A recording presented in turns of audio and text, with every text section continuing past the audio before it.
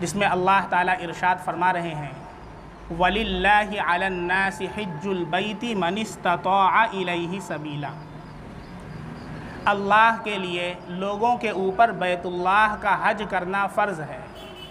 کس کے لیے؟ مَنِ اسْتَطَاعَ إِلَيْهِ سَبِيلًا، جو وہاں تک پہنچنے کی استطاعت رکھتا ہو۔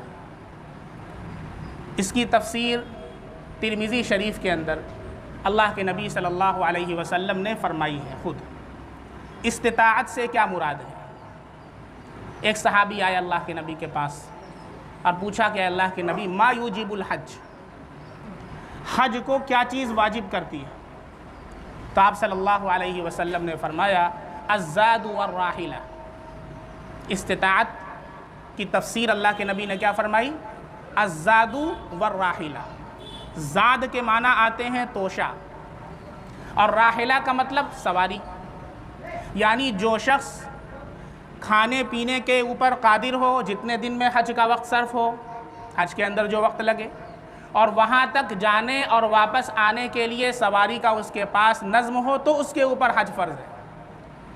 چنانچہ علامہ کاسانی رحمۃ اللہ علیہ بہت بڑے عالم گزرے، انہوں نے بدائع الصنائع کے اندر بھی اور اسی طریقے سے دیگر اہل علم نے بھی اس بات کی صراحت کی ہے کہ اگر کسی کے پاس زاد و راحلہ نہ ہو، کسی کے پاس توشے کا اور سواری کا نظم نہ ہو، تو اس کے اوپر حج ہی فرض نہیں ہے، حج ہی فرض نہیں ہے۔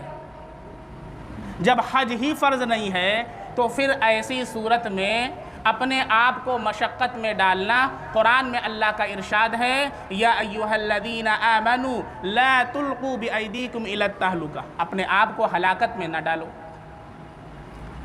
دوسری طرف قرآن کریم کی ایک دوسری آیت بھی ہے، بہت سے ذہنوں میں یہ بات آ سکتی ہے، اور کچھ لوگوں نے کچھ ویڈیوز میرے پاس بھیجے تو میں نے دیکھا کہ وہ اس آیت سے کچھ استدلال کر رہے ہیں، تو میں نے مناسب سمجھا کہ اس کا بھی جواب دے دوں۔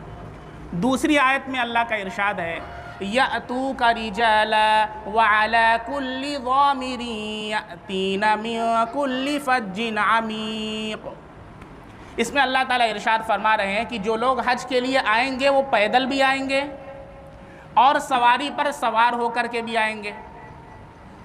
تو ان لوگوں نے یہ دلیل کے طور پر پیش کیا کہ اس میں اللہ تعالیٰ فرما رہے ہیں خود کی پیدل آئیں گے اور سواری پر سوار ہو کر کے بھی آئیں گے۔ تو اب ایسی صورت میں قرآن میں اور حدیث میں تعارض ہو گیا۔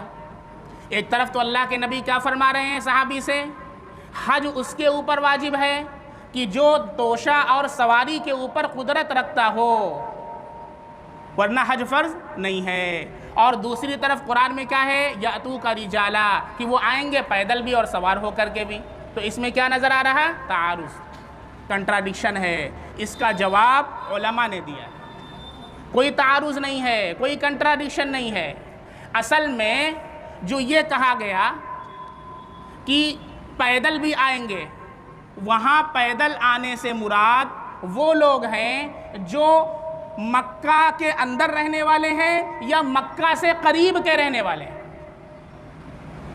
پوری دنیا سے پیدل آئیں گے یہ مراد نہیں ہے۔ اور اللہ کے نبی صلی اللہ علیہ وسلم نے جو تشریف فرمائی ہے وہ آفاقی کے لیے ہے، جو مکہ سے دور کا رہنے والا ہے اس کے لیے۔ اب کوئی کنٹراڈکشن